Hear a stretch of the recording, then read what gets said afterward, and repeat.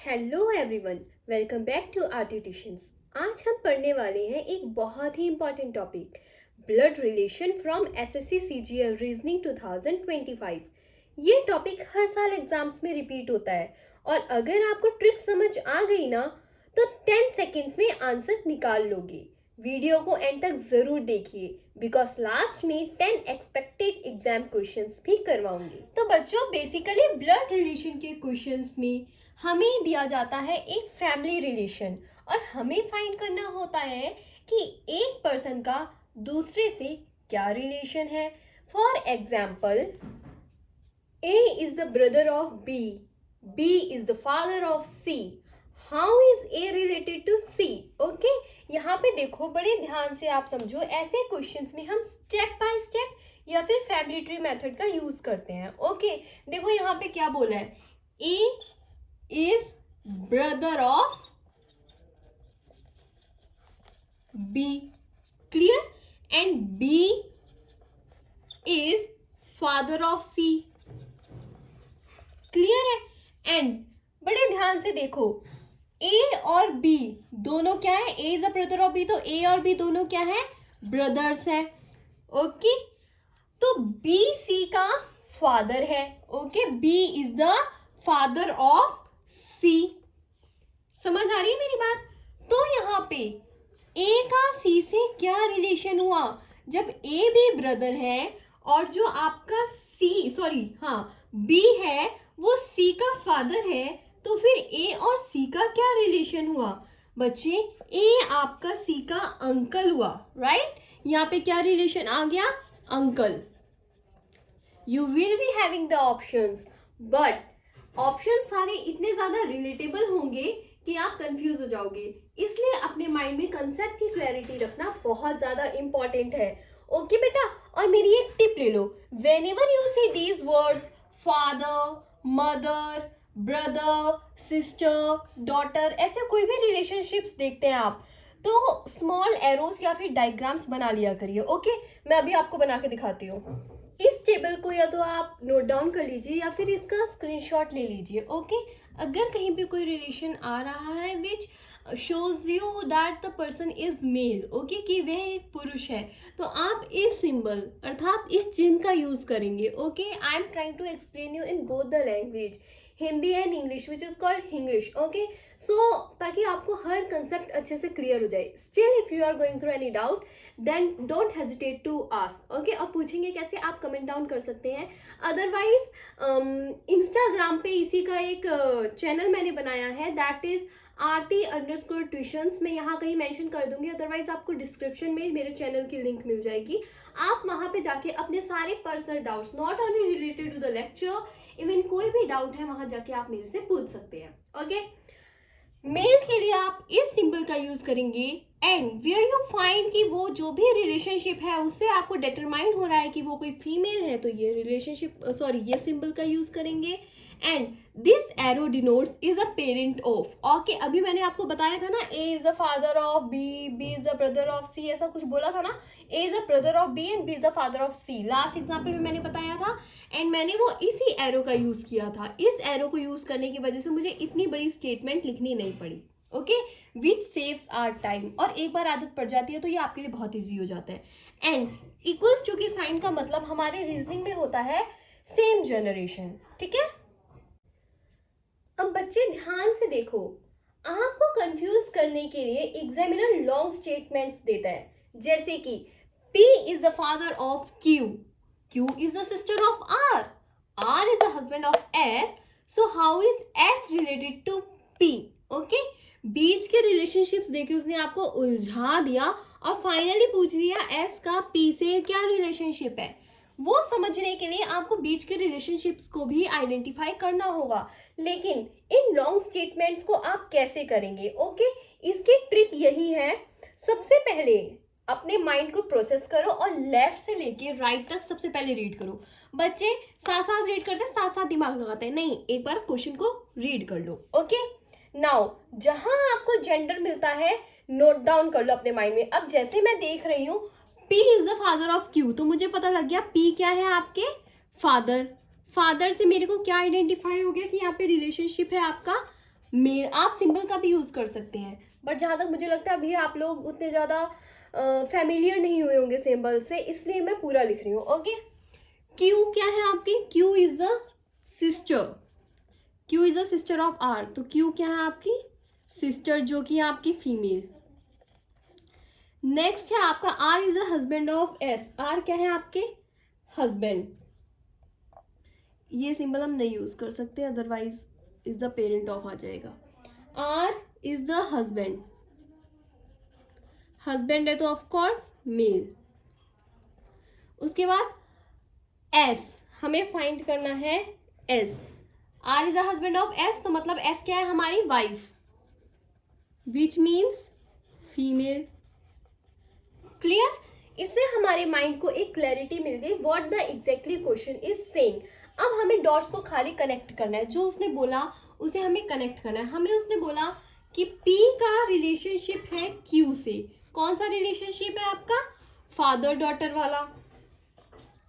F for father, D for daughter. I hope it's clear. Okay, Q का relationship है R से, sister brother. Short form में जैसे लिख सकते हो, अगर नहीं समझ आ रहा तो you can write sis bro, जैसे आपके माइंड को ग्रैब करने में इजी हो वैसे लिखो। देन आर का रिलेशन है हमारा एस से, और ये है हस्बैंड और वाइफ का रिलेशन। क्लियर? तो अब हम बड़े आराम से देख सकते हैं एस का पी के साथ क्या रिलेशनशिप है। अगर पी क्यू का पापा है और क्यू आर जो है ये ब्रदर सिस्टर है, तो आर का एस से हस्बैंड वाइफ का रिलेशनशिप है। ठीक है, तो एस अगर हस्बैंड की वाइफ है तो पी इसके क्या होंगे? Of course father in law होंगे। लेकिन पूछा है एस का क्या रिलेशनशिप है। बच्चे क्या करते हैं? फादर इन लॉ आइडेंटिफाई कर लिया, वो भी लिख देते हैं, बट क्योंकि ऑप्शन तो कंफ्यूज करेगा ही आपको। हमें क्या बोला? How is S related to P.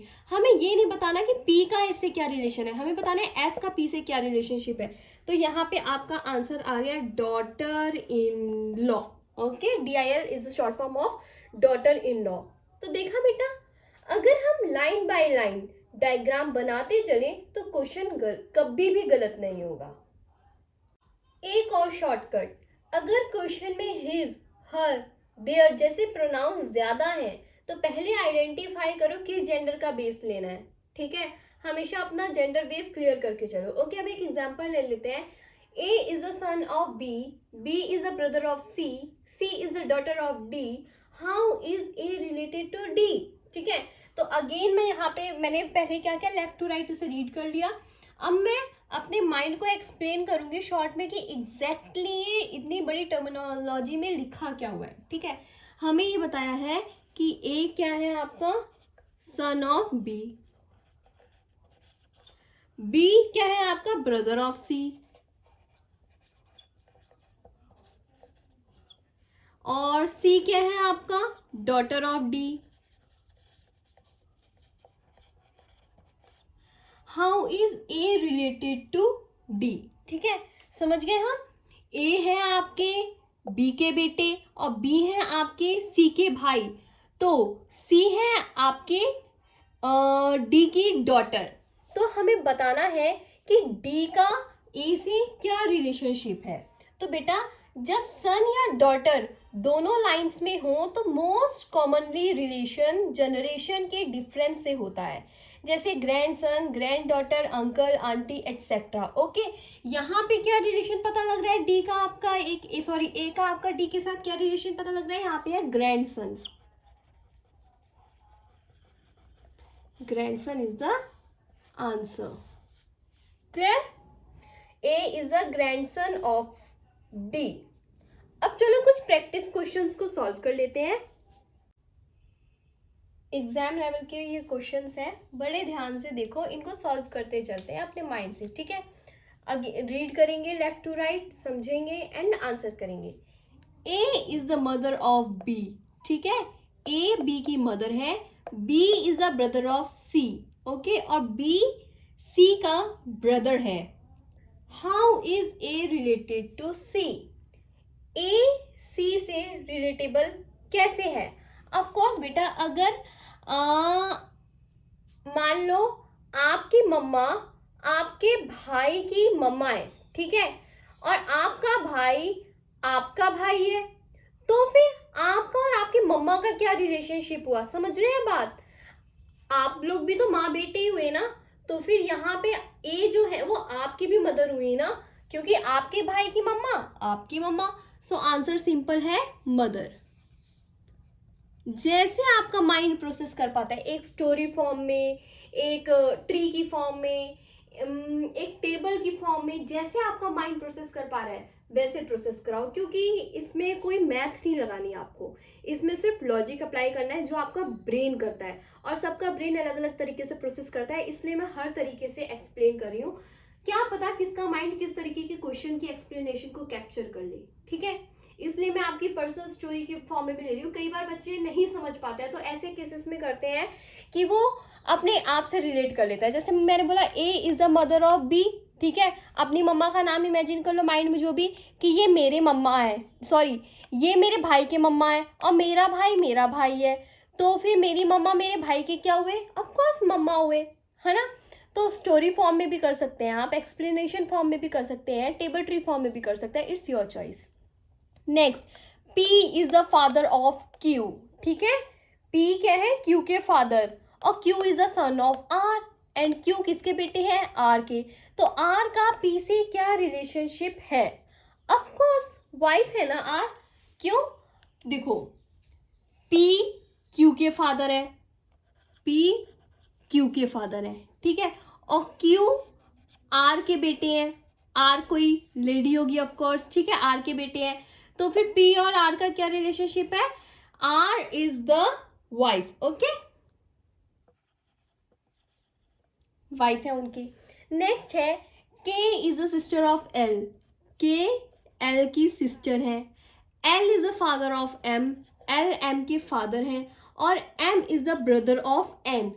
कितना बड़ा रिलेशनशिप बन गया। अब हमें पूछा है कि K का N से क्या रिलेशनशिप है, ठीक है, तो बेटा यहाँ पे अगर के एल की बहन है और एल एम के पापा हैं और एम जो है वो एन के भाई हैं, तो फिर ये के जो हुए वो एन के आंट हुए, okay, what relationship formed here? Aunt. Next है T is the daughter of U, U is the son of V. अब पूछा है वी का टी से क्या रिलेशनशिप है? सिंपल, ज्यादा बड़ा नहीं है, जेंडर पे डिपेंड करता है, क्योंकि हमें यहाँ पे जेंडर क्लियर नहीं किया हुआ, तो ग्रैंड फादर भी हो सकता है। मैंने बोला ना ये जनरेशन वाला बन जाएगा, या तो ये ग्रैंड फादर होगा या फिर ये ग्रैंड मदर होगा, कुछ भी हो सकता है, आप लिख भी सकते हो यहाँ पे, डिपेंड्स ऑन द जेंडर। हो सकता है आपको वहां पे जेंडर क्लियर दिया हो।